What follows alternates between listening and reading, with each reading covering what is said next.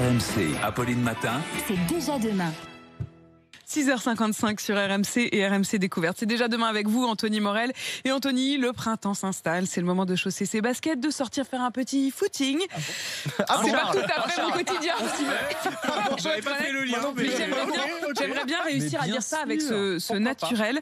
Mais avec une limite de 10 km, ça va vite devenir monotone. Sauf que vous, évidemment, vous avez des innovations pour nous rendre tout cela plus joyeux. Pour nous motiver. Et pour motiver, vous savez, les joggeurs du premier confinement là, qui s'étaient découvert une passion soudaine pour la course à pied, on les a pas beaucoup vus cet hiver, je trouve. Donc je me dis que c'est peut-être le moment de s'y remettre. Et effectivement, il y a plein de petits outils technologiques pour nous aider, pour nous booster un petit peu. Par exemple, premier conseil, tiens, on va faire ça, Charles, ensemble ce week-end, s'inscrire à une course virtuelle. Course virtuelle, ça... Ah mais ça je fais déjà, moi, des courses dans ma tête, là, virtuelles.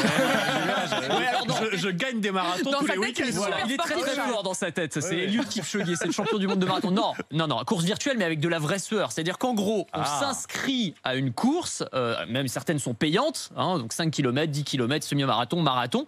Et ensuite, on va la courir quand on n'a pas le droit de se réunir et de faire des courses en présentiel. Chacun dans son coin, chacun chez soi. On a en général 2 ou 3 jours pour courir la distance qui est demandée. Alors, il faut que ce soit sur terrain plat. 5 km en 3 jours. C'est faisable. Ça doit être à peu près jouable, même je veux pour bien toi. tenter. Ça le fait. Et une fois qu'on a fini la course, via une application, on va se comparer avec des coureurs du monde entier. On peut même recevoir une médaille ou un t-shirt par la poste, comme pour les vraies courses. Et voilà, c'est une manière de se donner un petit objectif supplémentaire et une petite motivation en plus pour sortir courir. Et puis il y a une autre solution, Anthony, pour casser la routine du footing ou de la sortie à vélo, c'est de transformer le sport en jeu vidéo. Ça peut marcher pas mal avec ça. Oubliez qu'on est en train de cracher ses poumons. Alors il y a une application, je crois que Géraldine l'a téléchargée d'ailleurs, ce que je lui avais conseillé déjà. Les zombies, oui. Zombies Run, qui est génial. Alors Zombies Run, c'est en gros vous courez mais vous êtes poursuivi par des zombies. C'est-à-dire qu'en gros vous avez le téléphone. C'est sûr que c'est motivant. Ça vous motive forcément. Donc vous avez les écouteurs dans les oreilles. Et en fait, il y a tout un scénario qui va se dérouler. On va vous dire attention, il y a 3 zombies derrière toi, accélère. Et donc on est obligé d'accélérer pour c'est une petite motivation. Moi, ça me fait pas du tout peur. Moi. Bon, ils me disent il y a des granolas à 5 km. Là, je voilà, ça c'est pas mal. Granola. C'est la question de la carotte et du bâton. Mais vous, ça vous a motivé, Géraldine? Pas très longtemps. Il faut trouver une nouvelle application. Alors, Anthony, je trouve ça. Alors, une autre solution qui est pas mal, alors c'est une tendance qui monte depuis 2 ans, c'est ce qu'on appelle le GPS drawing, c'est-à-dire le fait de faire des dessins sur son GPS. En gros, on choisit avant de courir, on dessine. Alors, ça peut être un dinosaure, un message d'amour pour sa chérie, enfin peu importe, n'importe quoi.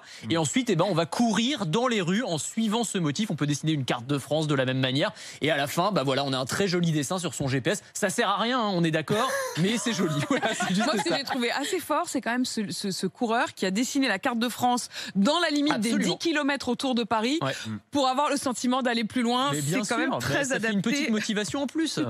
Un dernier mot, le problème en ce moment, c'est quand même les foules. Si on veut courir tranquille sans croiser qui que ce soit, comment on fait? Alors, on a ce qu'on appelle des heat maps, des cartes de chaleur qui sont émises par un certain nombre d'applications comme Strava ou comme Suunto qui vont vous donner, c'est un peu comme Waze pour les automobilistes, vous savez, vous avez les embouteillages, etc. Là, on va vous dire les zones qui sont les plus fréquentées par les coureurs, les rues à éviter si vous voulez pas croiser trop de monde. C'est vrai qu'en ce moment, on a envie d'être plutôt tranquille quand on court. Donc voilà, ça peut être une petite solution aussi. C'est le Waze des coureurs. Exactement. Merci beaucoup, Anthony.